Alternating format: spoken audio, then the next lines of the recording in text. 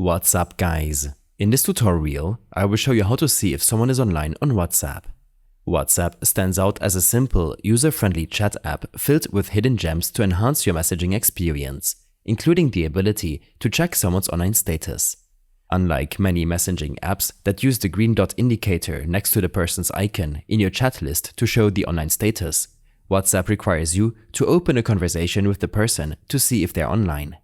If the person is currently using the app, you see online at the top of the chat. If they are not, you see when they were last online instead.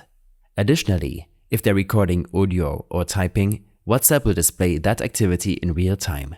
However, some users prefer more privacy and choose to hide their online or last seen status.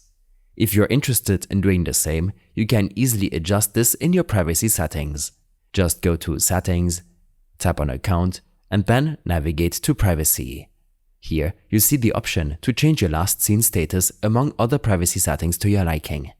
It's important to note that if someone has chosen to hide their last seen status, there's no direct way to bypass this privacy setting.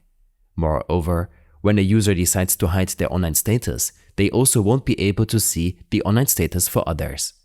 This mutual privacy feature ensures fairness among users who prefer to keep their online activity private.